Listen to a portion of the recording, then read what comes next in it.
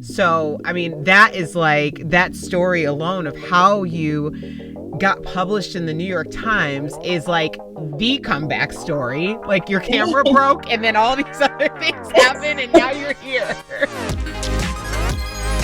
She is a multimedia artist and activist whose photography has been featured in the New York Times of subjects ranging from the plight of the average American citizen to VP Kamala Harris.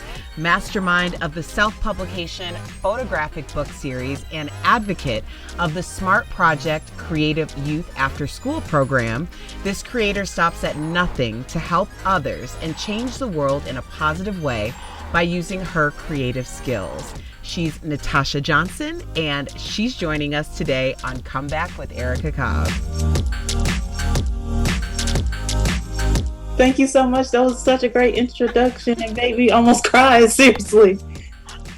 It did. Girl, I'm just calling it how I see it. I mean, that's exactly what you do. When we met almost a year ago, because you're just that dope that we were talking about next generation and, for Black women's health imperative. And you were on that panel because you speak to an audience that and some of whom aren't necessarily spoken to or acknowledged at all. Mm-hmm. But you also speak to an audience in a different way, because I think that when we're actually verbalizing what our feelings are, what our experiences are, or even how we aren't necessarily connecting, that can become a very contentious space.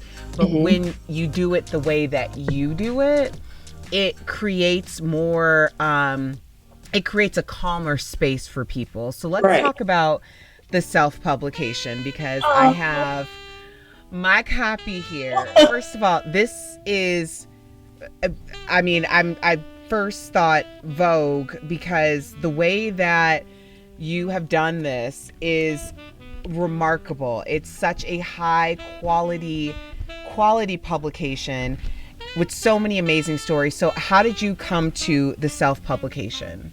I came to the self-publication, really, seriously, it's about what self is what love starts with for me. Like, you have to start loving yourself, because the world will tear you down. We've seen it. I've seen it online, and sometimes it makes me want to run and hide. But how I really came to it was, once again, like working with those women and letting my creative vision flow, because the goal is and has always been to work with each and every one of these individuals and photograph them in a way that shows power, right? All of those photos are very strong, and, I'll get sometimes from, each participant, like, oh, I'm not a model, you have to help me out, you have to do this. And I'm like, no, trust me, you'll be fine, because your energy and your goodness is like, it radiates, and I'm reacting to it, right? And we're creating something magical together because the world needs it. So it was really, I would say in grad school, seeing all of that stuff. But I would say that my life's journey, like up until that point, really inspired me as well, because the way I grew up, I didn't have it easy. And I don't want to use my story as like, oh, like, look at me, I had it hard, because lots of people do have it hard.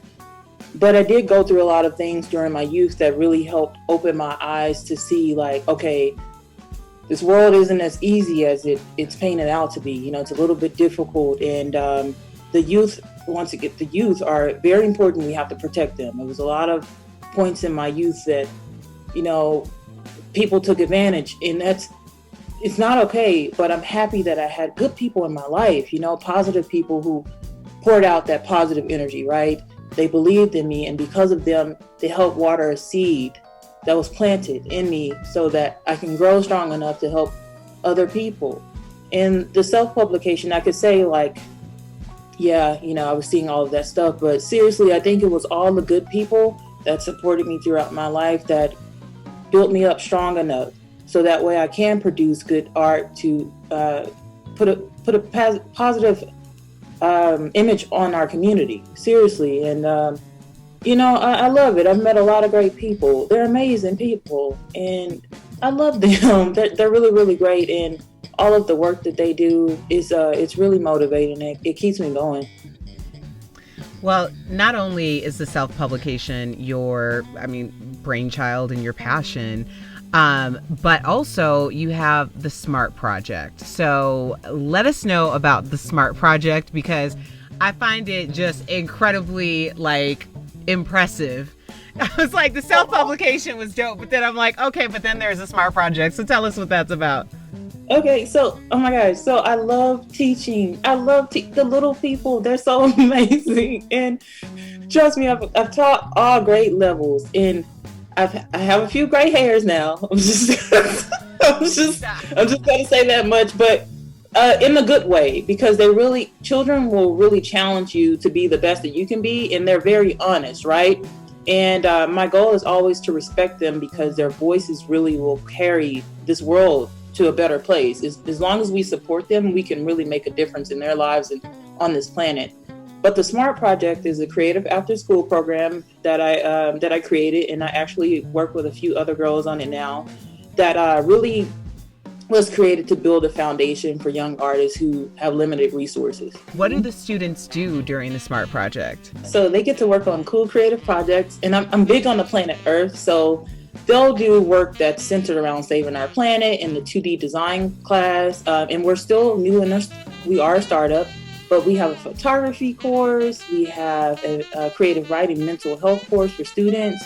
We also have a digital design motion graphics course for the kids. And we are really working to make this thing work. And we've worked with our first pilot, actually ran in the fall of 2019, right before the pandemic took over our lives. And we worked with some great kids at a high school in Central Dallas, and they really loved the program. They really did. They were so amazing. They got swag, and what me and the other girls will do that are working on this program, we put all of our, mostly all of our money up. Mainly, it's just us, seriously. And we'll buy backpacks and shirts, and we do what we can, when we can, and where we can. We don't have much, but we're trying, because they really, really do matter. And seeing those kids come in that program and really enjoy spending time with us and creating just gave us the ammo to keep going. If someone was interested in supporting the SMART Project, how would they do that? Yes, they can email info@thesmartproject.org, and they can also visit the website, thesmartproject.org. And it has so much information there. You can reach any of us on that website. You can also reach out to the Instagram account, which is the SMART Project Program. Well, we have all of your information, both to follow you as well as the self-publication and the SMART Project, another passion project of you saving the world, all below. So come back, kids. Check this out. Check out the full podcast. It's on comeback.tv right now with Nitashia Johnson, and also visit her and see her work. Support, support, support. Thank you, Nitashia, for being on Comeback with Erica Cobb.